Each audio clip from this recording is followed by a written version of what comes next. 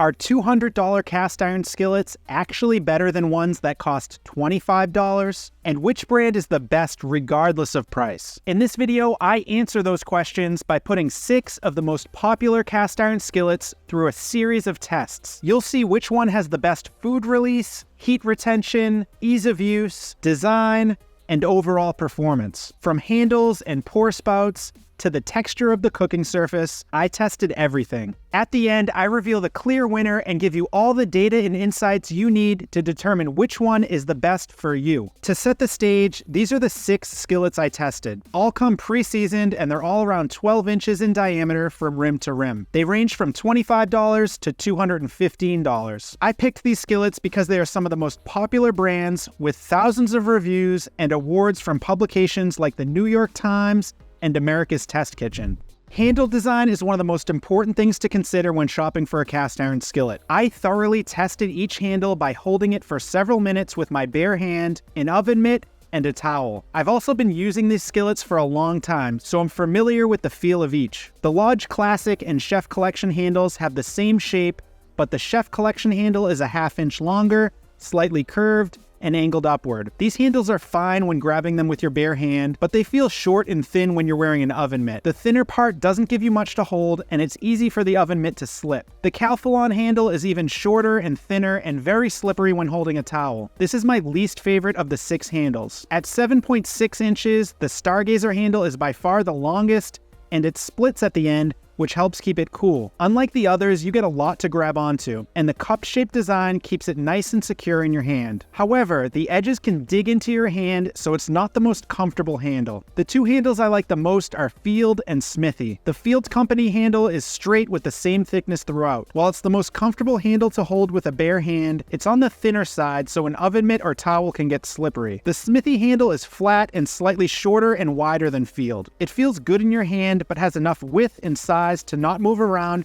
or slip when you grab it with an oven mitt. Because of that, it's the best overall handle. All 6 skillets have a helper handle opposite the main handle to help you carry the skillet with 2 hands. Stargazer's is the largest by far. It sticks out 1.75 inches, and Field's is the smallest. It sticks out only 3/4 of an inch. The helper handles on the 2 Lodge skillets have a wide opening to hook your fingers, and Smithey has 3 holes that add texture to prevent slipping. You can also hang the skillet from these holes. All of these helper handles are effective and safe to use, but you need to use a little extra caution with Field because it's so small. Maneuverability is another big difference between these brands. Lodge Classic is the heaviest at 8.1 pounds. Calphalon and Smithey are both 7.2 pounds. Stargazer is 6.5. Lodge Chef Collection is 6.3. And Field is the lightest by far at 5.5 pounds. The 2.5 pound difference between the Lodge Classic and Field skillet might not seem like much, but when you actually pick them up, the Field skillet feels like a feather compared to the Lodge. It's important to know that a lighter skillet isn't necessarily a better skillet. Weight and thickness can lead to better heat retention, which I'll get to in a second. The most important thing is to make sure you can comfortably handle the skillet you choose. I wanted to see how quickly these skillets heated up, so I poured 2 cups of water into each and heated them on an induction burner set at 464 degrees Fahrenheit. Field boiled the water fastest at 2 minutes and 32 seconds, which was not surprising because it's the lightest and thinnest. Smithey came in second at 2 minutes and 40 seconds, followed by Lodge Classic, Stargazer, Lodge Chef Collection, and finally Calphalon. Smithey and Field both have heat rings around the bottom edge. I initially thought these rings would negatively impact performance on induction cooktops, since the middle of the skillet's bottom doesn't directly touch the cooktop surface. But clearly, that's not the case. I repeated this test, but on an electric cooktop. Although the order was slightly different, Field came in first place again. It's nice to know which skillet heats the fastest, but that's not why you buy a cast iron skillet. The main benefit of cast iron is heat retention. You want a skillet that holds its heat when you add cold ingredients and maintains a steady temperature when baking, roasting, and frying. To find out which retains heat the best, I conducted 2 simple tests. After boiling 2 cups of water in each skillet, I took the skillet off the heat and measured the water temperature after 10 minutes. At 105 degrees Fahrenheit, Smithey had the best heat retention, followed by Lodge Classic, Stargazer, a tie between Lodge Chef Collection and Calphalon, and finally, Field, which had the lowest temperature. To confirm these results, I also heated each skillet empty and took it off the heat right when the surface reached 300 degrees Fahrenheit according to my infrared thermometer. After 5 minutes, the Smithey skillet had the hottest surface. It cooled down to 158 degrees Fahrenheit. In second place was Calphalon, followed by Stargazer, the two lodges, and again with the lowest rating, Field. Although I didn't expect Smithey to win both tests by a large margin, I wasn't surprised Field had the worst heat retention because it's thinner and has less thermal mass than the others. There's a big debate in the cast iron world around the texture of the cooking surface. Lodge and Calphalon cooking surfaces have a rough, pebbly texture. Lodge claims the rougher surface holds on to seasoning better. Smithey, Field, and Stargazer all have smooth, polished surfaces. These brands claim the smoother surface helps prevent sticking. To end this debate, I conducted a simple egg test. One by one, I preheated each skillet for 2 minutes before adding exactly 1 teaspoon of oil and 1/3 of a tablespoon of butter. After greasing the surface, I added 1 egg. Smithey was the first up, and the nonstick performance was phenomenal. The egg slid around like a hockey puck and didn't stick at any point. Next was Field. Although the surface is smooth, it has a slightly matte finish. It's not as glossy and slick as Smithey. The egg still released and slid around the pan, but I had to nudge it to get it going. Overall, fantastic nonstick performance, no complaints. Stargazer performed similarly to Smithey, no sticking at all. Surprisingly, the egg in the Lodge Classic didn't stick at all. Despite the rougher surface, it slid around almost as smoothly as the eggs in the Smithey and Stargazer pans. The egg in the Lodge Chef Collection skillet did stick a tiny bit.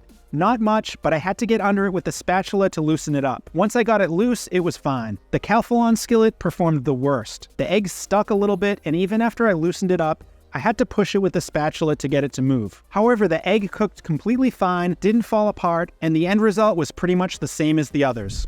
But what about seasoning? Well, what Lodge says seems to be true. The skillets with the rougher surface, the Calphalon and the two Lodges, hold their seasoning well. The 3 with the smoother surfaces, especially Smithey and Stargazer, tend to get blotchy and their seasoning fades, especially when cooking on high heat. Fortunately, this problem is more cosmetic than functional. As I just showed you, the nonstick performance of these skillets is still outstanding despite the inconsistent seasoning. And as long as I dry them well, there are no issues with rust. Over time, the seasoning builds up and this becomes a non-issue. But in the beginning, expect some fading and blotchiness.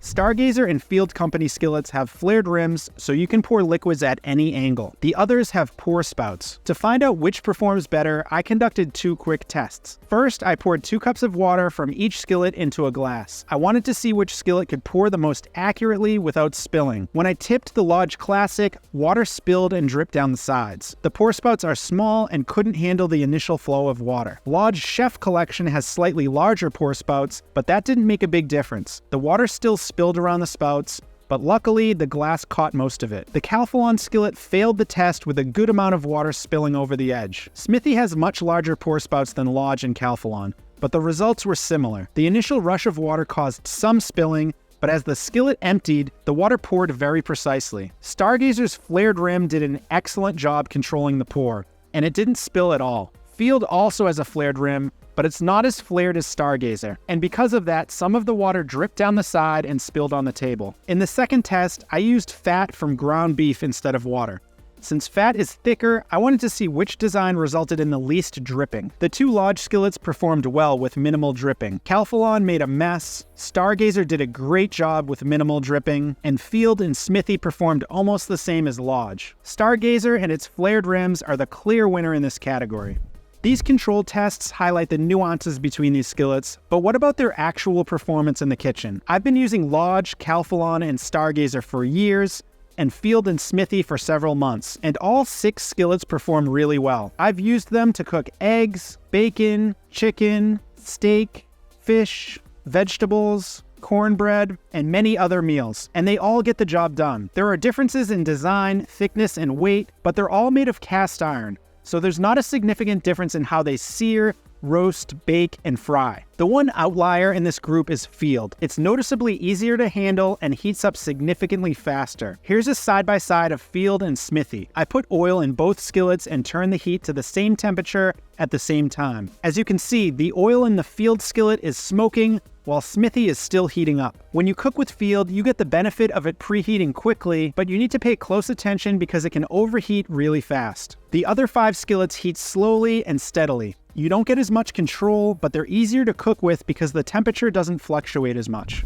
So which of these skillets is truly the best? Calphalon is a decent skillet, but it's more expensive than Lodge and doesn't provide any additional benefits. While I love Stargazer's flared rims, handle length, large helper handle, and smooth surface, the cup-shaped handle is uncomfortable. Field Company is a fantastic lightweight skillet, and I reach for it more often than some of these others because it's so much easier to handle and heats up faster. But it's the most expensive skillet and has the worst heat retention. If you're trying to get the most for your money, you can't beat Lodge. Few products in the world last forever, perform really well, and cost under $30. But the Lodge Classic skillet is one of them. If price is not a factor, Smithey is the best overall skillet. The handle is just the right size, and I love the details like the logo and the 3 holes in the helper handle. Although food doesn't stick to the other skillets, Smithey's ultra-smooth interior is on another level. It also performed the best in my heat retention tests. Every time I use it, I'm impressed with the performance. Although it's not the easiest to maneuver and the seasoning can be tricky, it excels in the areas that matter most. Ultimately, all of these skillets have pros and cons,